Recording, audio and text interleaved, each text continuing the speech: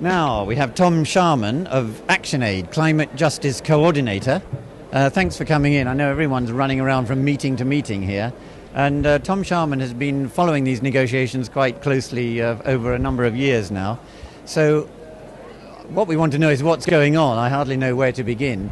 But perhaps we could just begin with the sort of one or two little stirs there have been over the Danish leaked document and Tuvalu's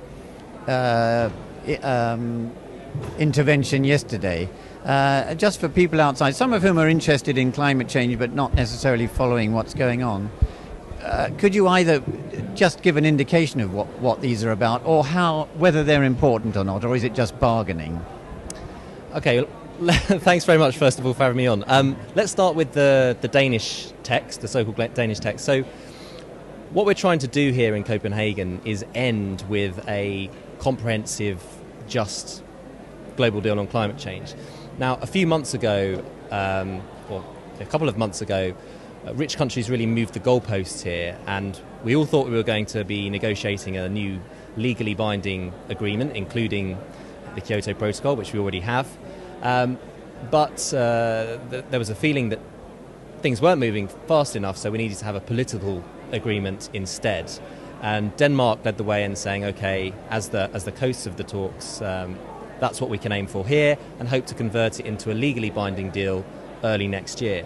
So Denmark's role as the president of or chair of the talks is to try and facilitate an agreement. So what they did is they tried to produce a working text that people could agree next week. I think there were lots of concerns about how they did that. Did they consult all of the countries? Did they consult fairly amongst particularly the developing countries? And there was a real perception that perhaps they didn't on this occasion.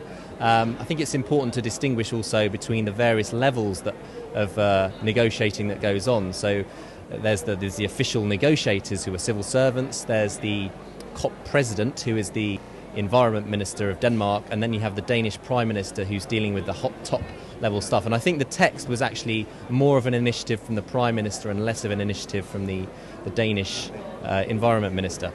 But in terms of substance, there was a lot of detail missing. All the important numbers and things like that weren't in the text. I think in terms of some of the messages, there were some worrying signs there which gave it the impression that it was far more a kind of developed country or rich country text rather than the developing country text. And just to highlight one issue, one big contentious issue is around who controls the money when this agreement is eventually implemented.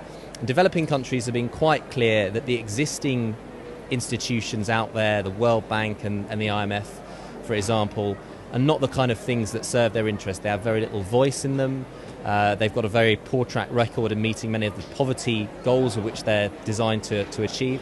And so they really wanted something new and different here, and something that recognised the fact that climate change is above all an issue of justice, that mainly it's the rich countries who have caused the problem and mainly it's the poor countries who will experience the impacts. So they wanted to make sure that there was an institution in which the poorest countries in particular were represented fairly. And the Danish text didn't really do that. It seemed to very much hint at using the existing World Bank structures and not provide developing countries with an adequate voice.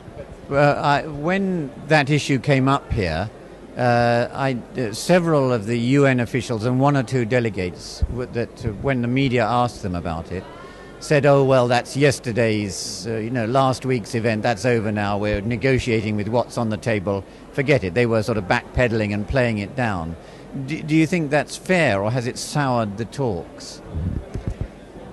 I'm not sure that it soured the talks completely. I mean, I think it's worth pointing out that the draft that was leaked out and that was printed in the Guardian newspaper was a draft from November, so I don't think it was the latest version.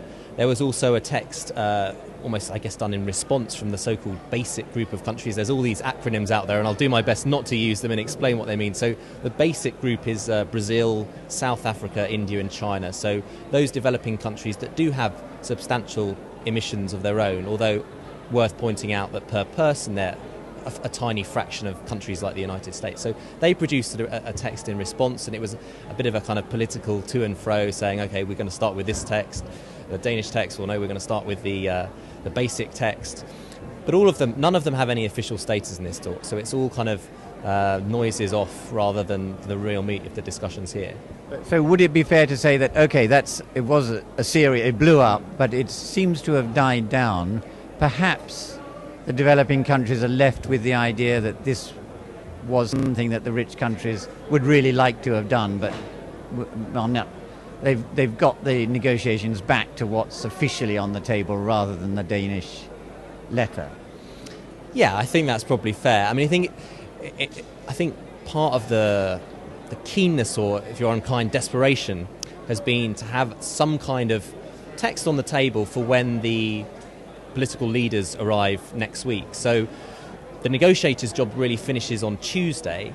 Then we have the environment or climate change ministers, and then on the Thursday, the heads of state and heads of government take over. And so there's been a real concern to have some kind of agreement in front of them, which they can amend, they can dot the I's and cross the T's. But they don't want to enter that stage of the negotiation with a completely blank piece of paper, because they don't think that the leaders will be able to do something there.